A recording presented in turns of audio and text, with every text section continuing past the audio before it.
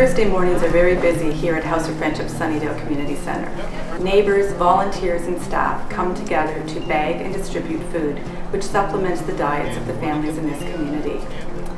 This is a very diverse community, home to many new Canadians and single-parent families, most of whom live on a limited income and struggle to make ends meet. The director and I started it the same day.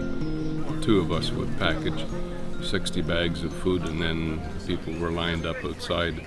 And we said, this is ridiculous. There they are standing, and we're working like crazy. And we said, they may as well help. And that's when we decided to have them come in and help. And that was the beginning of the change. When springtime came, we said, why don't we do this outside? And when we moved outside, it became a marketplace, a place where people gathered, brought their children, and people began to chat with each other, and it became kind of a community event. Yeah, I've got to meet a lot more of my neighbors, and when we were outside, did some talking and communicating more than just, running in and grabbing their food and running back out and home again. Today, I'm stopping off at Amar store on Lancaster.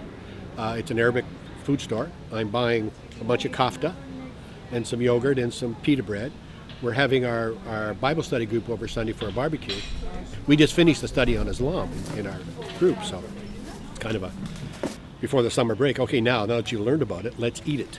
Yeah, at one point we had a bit of a downturn in the economy, well, a bit, and ended up with no food. We decided to gather everybody inside the community center and talk about it. That was a great opportunity for community input. And then one of the gentlemen who all of a sudden said, look, you cannot stop food distribution, because food distribution is not just food distribution, it is really community development. That even if we had just a little bit of food to give out, it was the communication, it was the relationship with people that became so very important. About the time we are starting our food distribution program here at Sunnydale, over at EB Village, the muffins are going into the oven and residents are gathering in the activity room. EB Village is one of House of Friendship's supportive housing programs where people can live independently but still receive the support they need. Their residents' council started a cafe to improve their diet, become more active, and stay connected to their neighbors. The food is basically the reason why everybody wants to come down, is because they enjoy eating. You get to know the tenants and you know their medical problems, and I can see sometimes the food we had, and I thought, okay, we got to change it because we want to live longer, be healthier.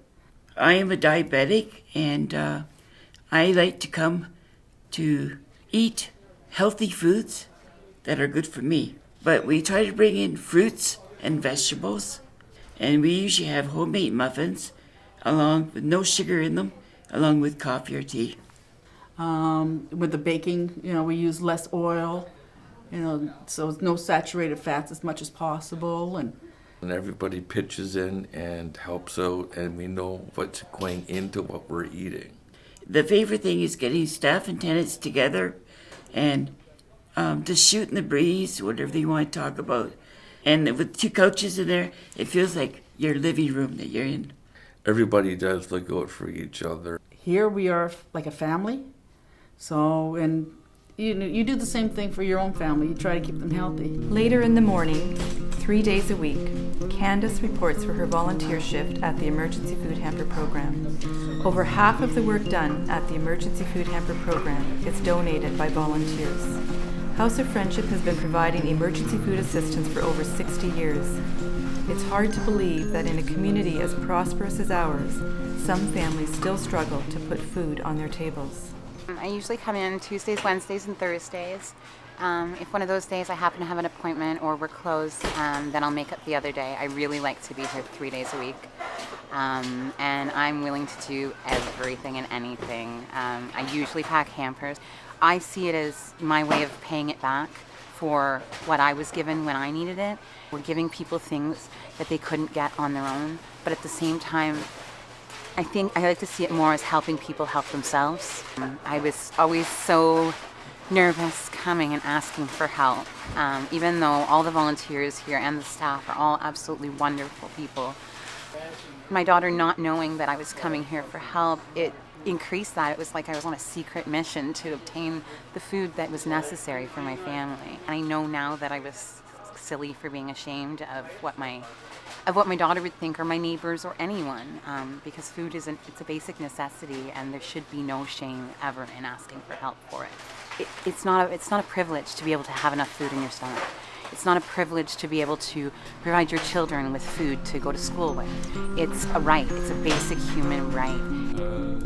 A few hours before supper is served at Charles Street Men's Hostel, Jeff, the kitchen volunteer, is preparing a salad for the evening meal. Jeff is among the thousands of homeless men who have found something to eat and a place to sleep since the hostel opened in 1939. Jeff now has a place of his own, but from time to time returns to help out in the kitchen. The first time I came to the shelter was August in 2010. Just ran into some financial problems, needed some help. I didn't know anything about this place. I didn't know anybody in town. They came here, they gave me a room or a bed. They feed you. You can have seconds if there's seconds available.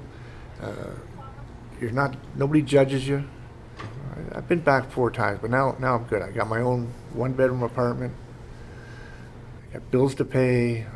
I'm working semi-steady, so it's all good. Yeah. I like cooking, So I first volunteered, and Sandra, she'd let me make a salad and this and that. Nothing big. And I did that for a couple of months, and then she'd let me make soup and different things. And one day she was going to be late, and I think I actually made the lunch. She told me what she wanted, but it's nice to be trusted. I had a heart attack, so then I was in the hospital, and then you're alone, and then you start worrying, and don't want to die alone, and this and that. The caseworkers upstairs, Diana and Connie, they said, "Why don't you come stay here? Let us take care of you for a while, because you're not good yet. Come here. You got a roof over your head. You got 3 meals a day. You can rest through the day if that's what you need." And they made sure I took my pills every day. So it was. You could just feel the caring, And they don't know me, but they went out of their way to make me feel comfortable, and in a way loved,